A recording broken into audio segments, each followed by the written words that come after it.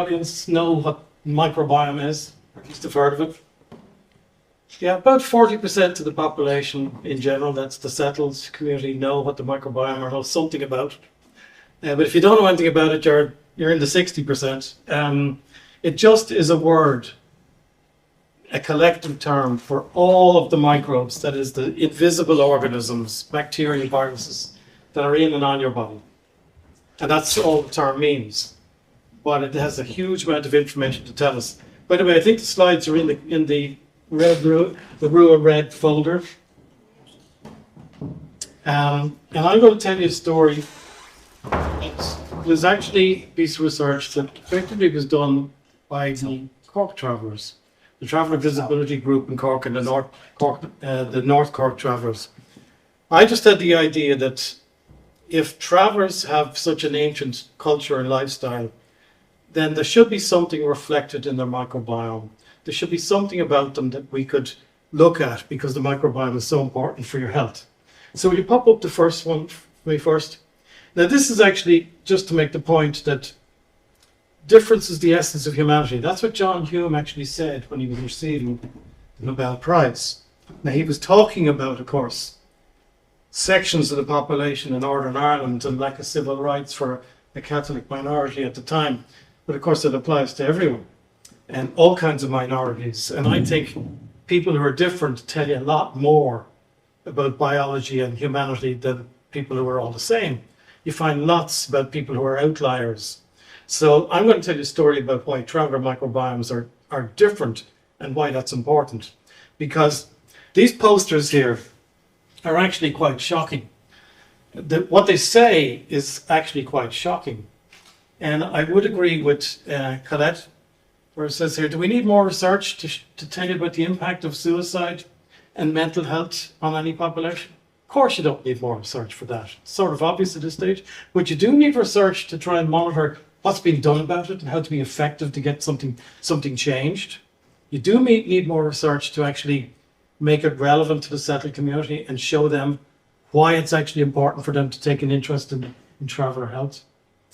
And if you move to the next slide, I don't know if I can control the slides or not. Can you pop on the next one, please? So this image is what an American would see when they go on the internet. They put in Irish travellers. You would have seen this image. I actually like this because it was taken in the 50s and I grew up in the 50s. And this kind of image would have been commonplace. You see it all over the country. Be nothing unusual. You see travellers close to nature. They're outdoors, lots of children, lots of smiling faces, and lots of animals nearby, and close to the land. And this is the image. I show it also because when we published our piece of research that was done actually and published during COVID, and it's ongoing because research takes a long time to come to publication. But we wanted to publish it in an international journal because we didn't think we'd get any press in Ireland. And in fact, we got loads of traction in an international journal. It got into one of the Nature journals, highly prestigious, big impact. But the editor used to call me and say, you know, Fergus, we get it. We know what you're saying. We see the science, but what's the story that these Irish travellers, the editor was in New York. And she'd go into the internet and she'd see this. And she'd say, well, how can you say that they're marginalised and they're deprived and they're discriminated against? They look just like you. And when I go to America and present this, and I've been invited all over the world actually to present this story, except in Ireland. And this is one of the few times I've actually talked about it in Ireland. But when I do that, they say, but you know, these guys, they all look like you. You just told us that they're Irish travellers, that they're not like gypsies or other so-called nomadic groups around Europe. That the genetics show that they are actually Irish and they have an ancient lifestyle. So how can there be much discrimination? And that's what's amazing. When you tell them these stories, they find it hard to understand that they could be so othered and so discriminated against. But this is a different story now. On to the next slide, please. And in our art, this is the other image that they'd find. And this used to be commonplace when I was growing up. Again, obviously, things have changed since then. But this was painted actually in the 70s by Marky Robinson. So those images were still happening right up into the 70s. This is a record of traveller culture. But I'm about to tell you, give you 21st century science on why traveller ethnicity is very distinct. And we have a 21st century record of it. So if travellers ever disappear, if everything disappears, your culture is completely eroded, we will have objective evidence about it. But I'm going to show you why it's important, not just for travellers. It's actually important for the settled community. Because the settled community have acquired modernisation and they've changed their lifestyle, and we're all suffering from it actually. I'm not a traveller, I'm from the settled community, but I have a microbiome that's much like many people in an affluent country in the rest of the world. It's not a particularly healthy microbiome, and I'll show you why. Next one, please. So this is the image that the editor came up with also. She accepted our paper because she saw that, okay, I get it, the travellers have this bygone world. This was from National Geographic in 2016. And it's a very nice article showing, okay, the images are slightly different, but you've still got travellers in close communities, exposed to lots of different animals, loads of children, but tending to be outdoors and close to nature. Next one. So, this was the paper. And I thought this was risque to come out with a title like this. Microbiome and health implications for ethnic minorities after enforced lifestyle changes. That's why the journal took the paper. Because it's not just an Irish traveller story. Of course it was about travellers. They're written up there in the bold print.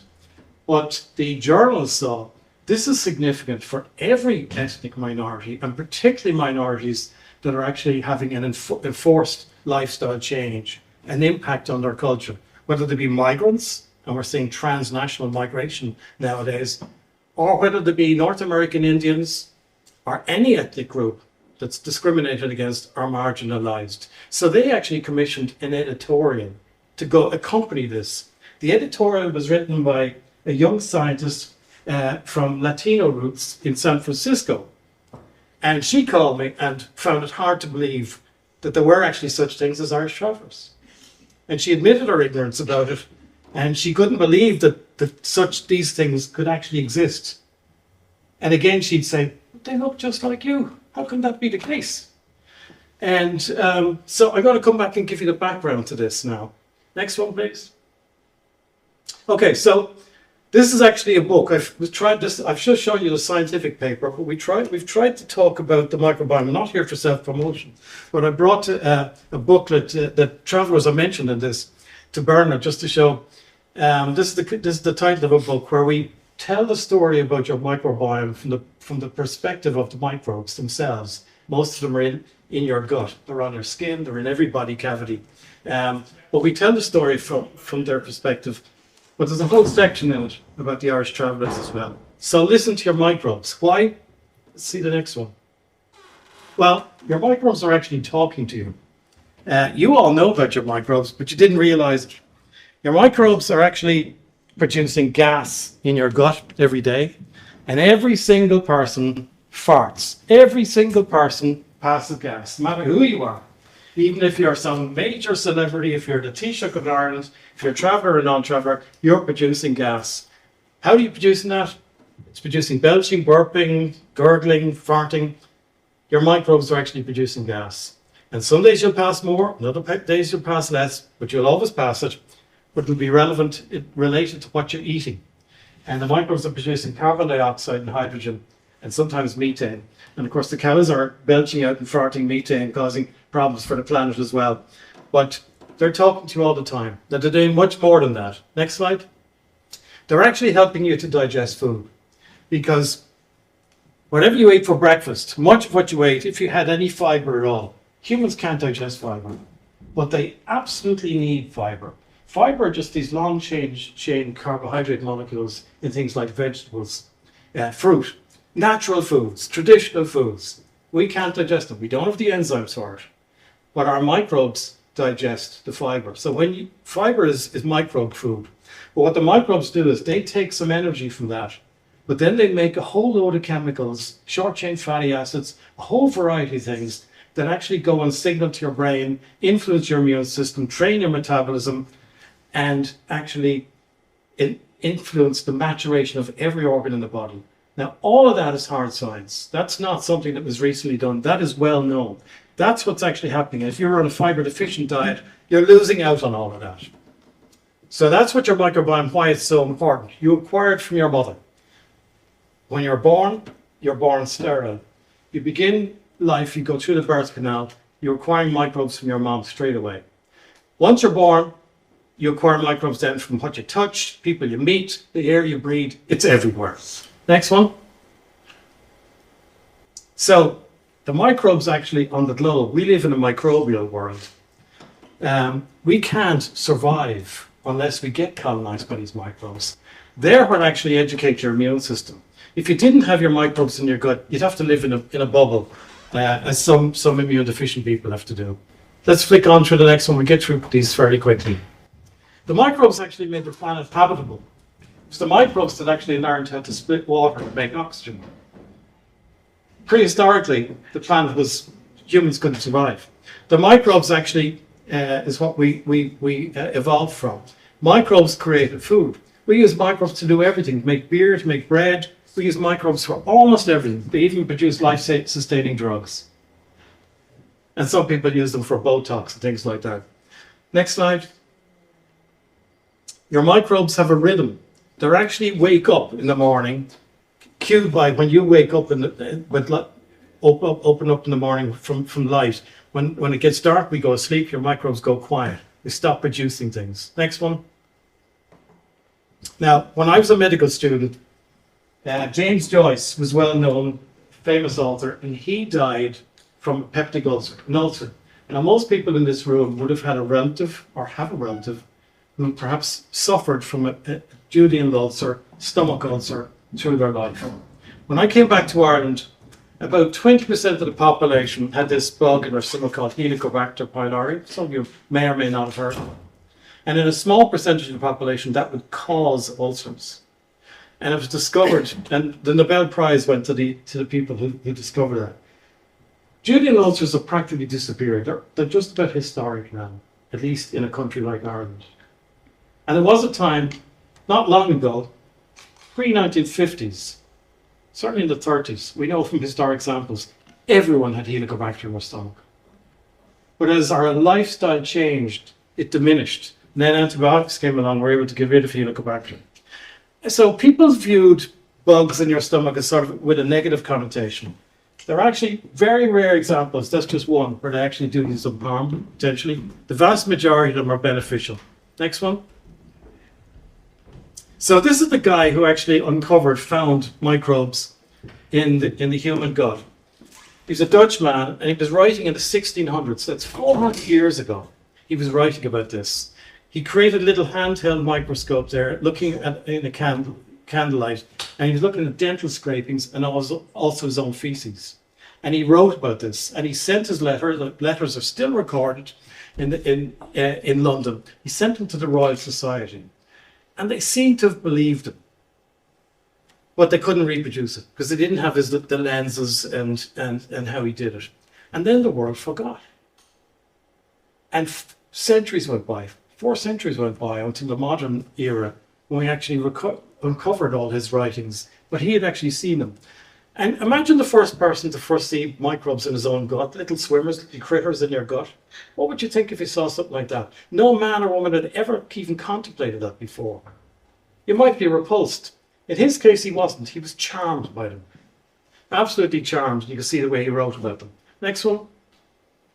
We skip on from that. We've reproduced his experiments. So we now know that microbes are not just in the gut. They're in the air you breathe. They're in the water you drink. Even those bottled tap waters.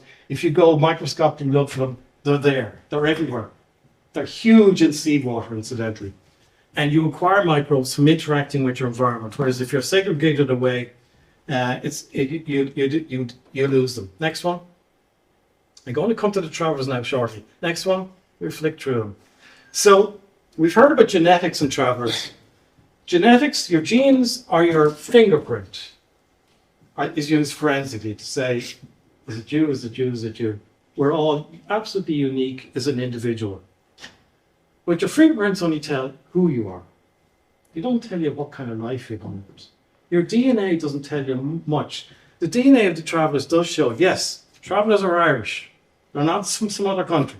They are Irish. It does tell you about waves of colonisation. It tells you about migration shifts. It tells you about people coming in into marrying with us. It tells you that sort of stuff. But it doesn't tell you what your culture was like. It just tells you about your identity. Your microbiome, however, tells you what kind of life you've been living. And that's why I say it's a measure of your culture. It's your measure of your way of life. Let's go on.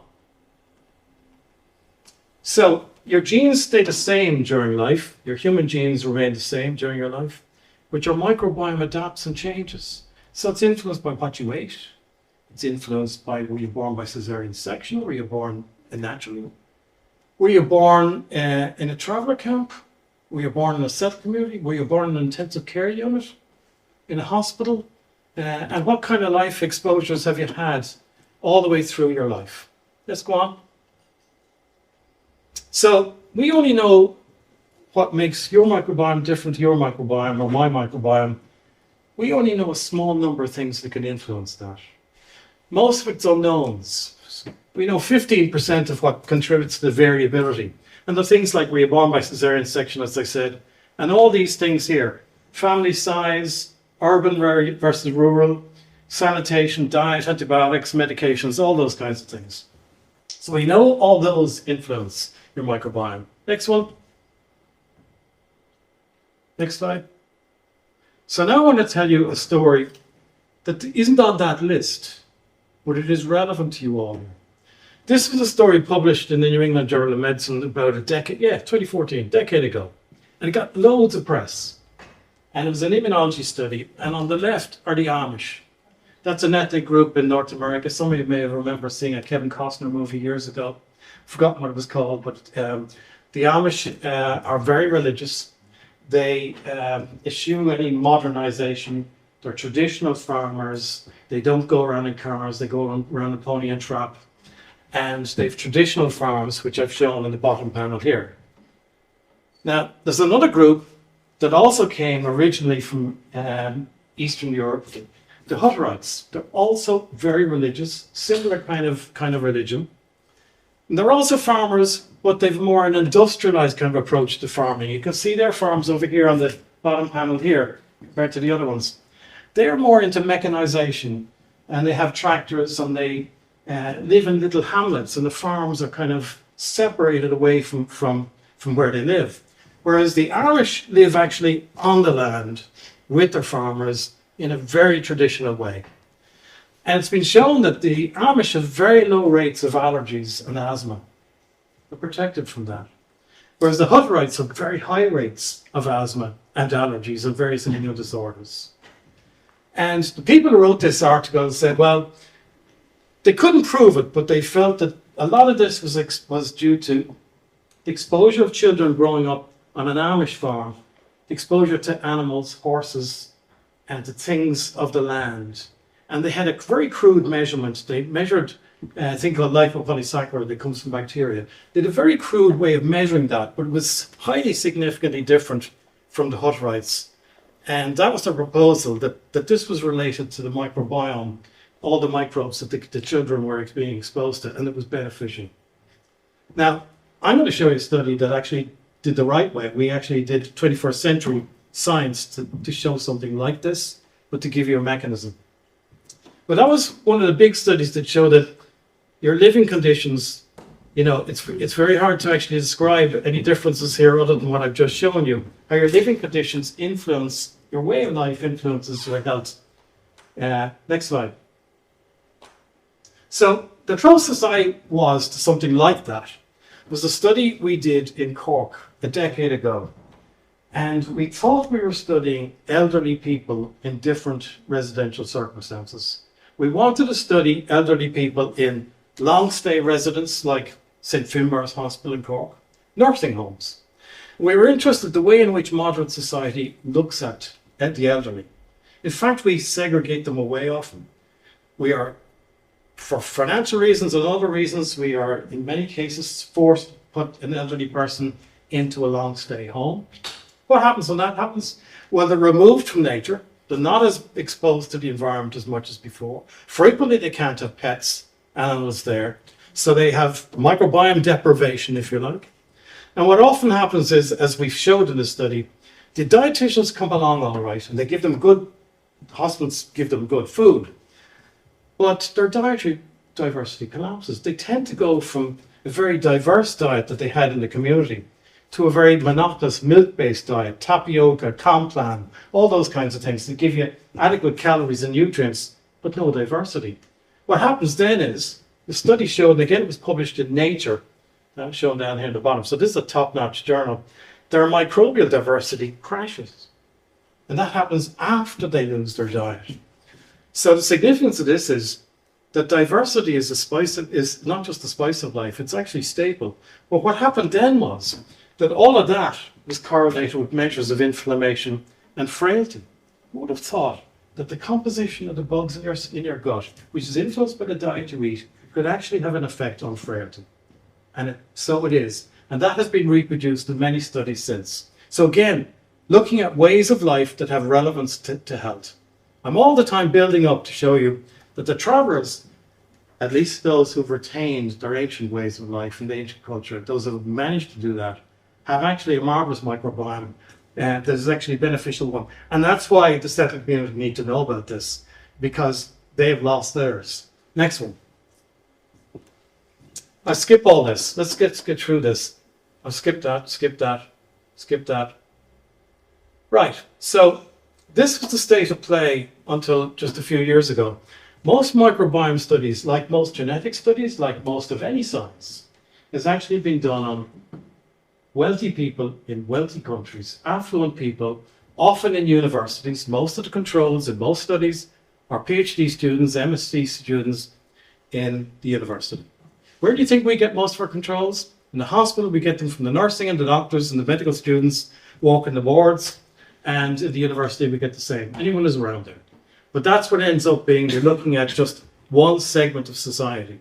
And in most of the microbiome studies, most of them were done in Europe, including Ireland, and the United States. Very little done in the rest of the world. Very little done in ethnic minorities. Almost nothing until we got into this. And next slide. So, why is that important? Well, now I'm going to tell you about some ancient culture. If you look at the industrialized microbiome, this is modern microbiomes. Most of the studies, as I said, were done that way. And you compare it to people in non-industrialized countries. And I'm using the United Nations definition of non-industrialized country. They're the ones that ranked them. That's where we that's how we decided was an industrialized and non-industrialized country. They have a more ancestral microbiome. And we know that from looking at ancient subterranean caves. There are ancient ice, you mentioned the Iceman. There are studies on ancient feces, ancient people, mummies, etc. So we know what a non-industrialized ancient microbiome looks like. And we know that these people in these non-industrialized countries have that. And why is that important? Well, they're the microbiomes that are adapted to fiber fermentation. They have very little antibiotic resistance genes, and they have a very low rate of inflammatory diseases, very low rate of arthritis, very low rate of autoimmune diseases that plague us. And they have very different compositions of the bugs. Next one. Let's move on from that. Skip that. So I was aware of the travellers formerly recognised as an ethnic minority in 2017. But as Colette made the point, this has got to count for something. This is nice, and I could see what a difference it made. Photograph, look at the photograph there. It was so important to travellers. But it's not important enough unless it translates into something beneficial. And one obvious thing, as a medic, as a settled community medic trying to study travellers, not just for fly-by-night reasons, but do something about it, it would really help if the chart in our hospitals had an ethnic identifier. I mean, if you come in from Nigeria, come in from Timbuktu, we know where you came from. And that's relevant to kind of diseases you came from, to kind of disease you might be susceptible to. It's relevant to your health record. But we can't do it with travellers.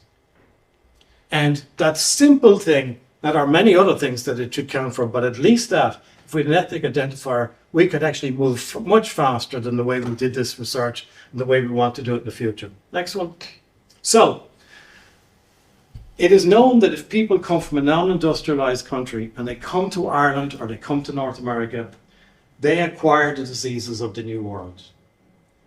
Now, if they come in their 70s, they just retain the diseases of the Old World, the low risk. But if they come as youngsters, what happens is they start to acquire the microbiome of Ireland or the first world country, wherever it may be, anywhere in Europe, Ireland, North America. And then they get the diseases like the autoimmune conditions that they never saw before in the non-industrialized country, in the old world. So I can't do those studies. I don't have funding for that. I didn't even have the funding to do the traveller story. Where did I get the money for it? Got the money from philanthropy. There was a philanthropist interested in this and was broken-hearted when he read about these kinds of things. So we looked at this ethnic minority, the Irish travellers, on our doorstep. I went with this half-brained idea to the people in Cork and spoke to them and said, look, you've an ancient lifestyle. We should be looking at your microbiome. And they kind of looked at me and they knew about the genetic story and they are research fatigued. Most ethnic minorities are fatigued with research. And of course, they'd ask that question there. We really need more research. But in actual fact, they did see the value of this because they did see it as a 21st century record of their lifestyle, of their culture. That's what they were interested in. We couldn't have done a study if the traveller group didn't actually go out there and get all the donors, get people in to do the studies. We threw the book at these people. We did everything imaginable, their metabolics, we did their bone health, we did everything you can think about. And we did the microbiome, and we did their genetics. Did all these kinds of things. Let's have a look at what we found. We couldn't believe what we found, actually. So here was the actual study. There's the group, the first when we first met. They collected 118 adult travellers. They had nomadic. I think we were fortunate at the time in history when we did the study. Because if you did this study in 10 years' time, I don't think we'd get the results at all. And I think we were just about at the end when we could catch these things. But they had nomadic parents, 95% of them had. And they themselves were nomadic in childhood, about 93%. Their current living conditions were 73% of them are now in a house or in a holding site. So that was the breakdown. Note this figure up here. About 10, the sibling count, about 10 children in each family that we studied. Now the national census says the figure for the community is 1.38. So if you have 1.38 children in a house, rattling around in a big house, you don't get that much opportunity to share microbes, interact with people. And we know children who sleep together, sleep in the same bed, maybe washed in the same baths, they're sharing their microbes. We know that that's a good way of disseminating the benefits of your microbiome. Whereas people who are living in these highly hygiene positive houses have a very limited, low diversity microbiome. I just say that in passing. Next one. What do we find? Couldn't believe it. I expected to find maybe the effects of marginalization, maybe the effects of bad diet, maybe if you do look at people from lower socioeconomic class groups in other parts of the world, you find, some malnutrition, you find these kinds of effects on the microbiome, you find some vitamin deficiencies, and you find a low diversity microbiome. You never find this. This is what was amazing. The references Nature Medicine there, 2020. So here we have the non-industrialized societies on the left, and I'm referring to the Hadza tribe in Tanzania. I'm referring to Peruvian farmers, and I'm referring to certain peoples up in Tibet. They're the kinds of groups that I'm talking about. And the microbiome of the Irish travellers was closer to them than it was to the settled Irish. In the study, we had 118 travellers, we had 300 Irish, and we had 3,000 from the rest of the world. So this was well studied, statistically highly powered. Now, not every traveller had an industrialized microbiome. Some of them actually had a more modern type microbiome that I would regard as not particularly healthy. But most of them were either in the intermediate group or in the non-industrialized type group, but very different from the industrialized societies. Next one. What was the explanation? Well, the obvious one, and the one that all the reviewers wanted to hear was, well, they must have a different diet. because that's the usual explanation when an unusual microbiome shows up. It's something unusual, traditional diet. They thought that maybe the travelers were all eating this marvelous diet that they would have had back in a few centuries ago. Well, that didn't turn out to be the case. Actually, the Irish traveller's diet is just as bad as my diet, as bad as the settled community. It's just pretty westernized, pretty high fat, high meat, not particularly high fiber, although we're all trying to improve it. There was no polarization between the travellers and the settled community. And I won't spend all the time showing you all the data, but they tortured us to show that. And we had all the data to prove it. And there wasn't any difference in terms of caesarean section or any of these other things. So all the things we knew didn't show up. But look what did show up. Housing, accommodation again, was correlated with the traveller microbiome, with a non-industrialized type microbiome. Sibling count. Who would have thought it? But the strongest one was exposure to animals in childhood, mainly horses. Now, that has actually been shown again in Mongolians. In fact, if you put into Google Mongolia, up comes these people living in these yurts with loads of horses all around the place. And if you didn't know it was Mongolia, you said, they look rather like a lifestyle of an traditional Irish traveller. But exposure to animals was the thing that was the most strongly statistically significant association. Now, if we just stopped there, and if we didn't engage with the travellers, someone said about not about us, without us. Well, this was not without you, this was with you, this study. The travellers educated me on a lot of things. But if we stopped there, this would be just another old scientific study, yet another boring study on travellers that nobody pays any attention to. But it wasn't that. I'll show you next. Next slide. So I wouldn't have known about this. And I think you mentioned, in fact, the PhD student working with me went back through all legislation going back to the foundation of the state. And in fact, there's been progressive legislation over the years. Some of it focused on horses, some of it focused on various different things all along the way. You can actually find legislation that doesn't mention, and they're not mentioned here, there's no word traveller in that legislation. I've searched the Act. And subsequent variations on this Act, there's no, travellers aren't mentioned.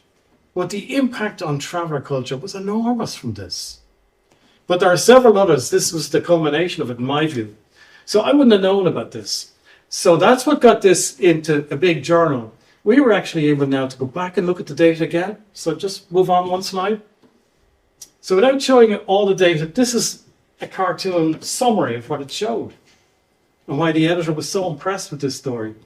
If you were nomadic in childhood, as most of them were, and you're now in a halting site, not a house, as an adult, you retained your non-industrialized microbiome. There was an intermediate pattern if you went and moved to a house. If you were non-nomadic in childhood or living in a house, you just had a non-industrialized microbiome and you retained that. The point about it was that this impact of the legislation that forced people off the road, that forced them frequently into houses on the mistaken assumption that this would be culturally sensitive, but it wasn't.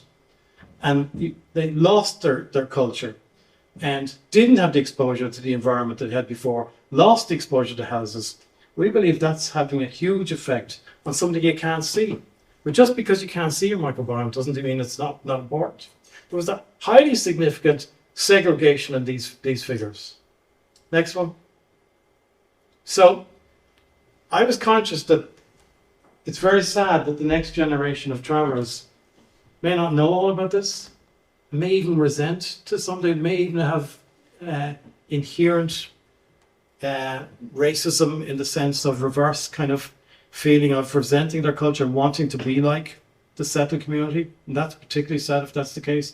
So we made a video of it and showed it to the children, particularly in our region, went into the schools. Next one.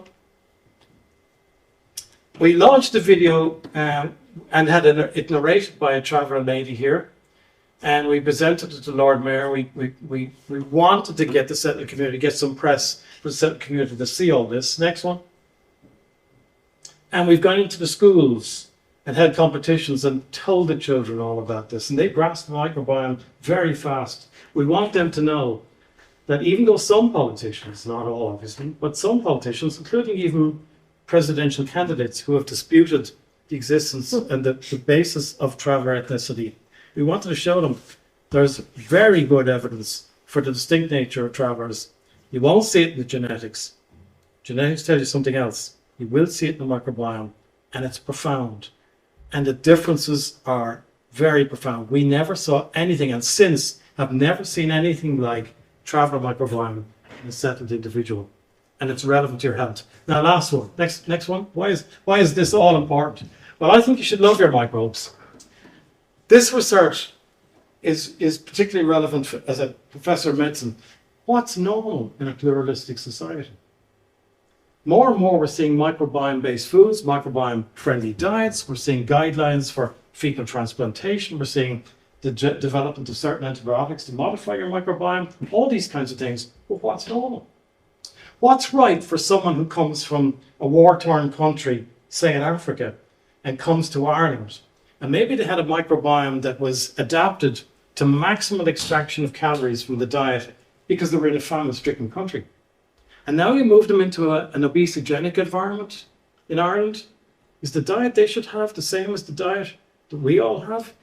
You've got to be thinking about this. So dietary guidelines, even though it didn't distinguish travellers from non-travellers, dietary guidelines are important based on your microbiome. And it speaks to the very essence of personalised and precision medicine. If you don't know what the microbiome is of an individual, then you can't actually be assuming you're delivering something that's standardized for all. So minority microbiomes are important, but the big take-home message is there are public health consequences that you can't see until it's too late if minorities are forced to change. And I'm not an expert on travellers, I'm not a traveller, but what I see is a continual erosion of traveller culture over the past decades. And why I think this kind of research can actually help and hope that you won't get traveller fatigue is because this is relevant to the settled community. The settled community have a modern microbiome which is not healthy. Look at all the chronic diseases everyone's talking about. Microbiome is relevant, it's related to all this. You're now hearing people talk about, can we rewild the microbiome? Well, the travellers already have a wild microbiome. So if we could find a way in which the settled community could benefit from this. Here's a perfect example. You don't even have to go to other countries and bring people from non-industrialized countries. They're right here in front of us, the travellers. So I leave it just to say that I think this is a sad story, but it's not necessarily a bad story to use 21st century science to show the settled community that you actually are different and it's relevant to your health and their health. So stop there. Thank you.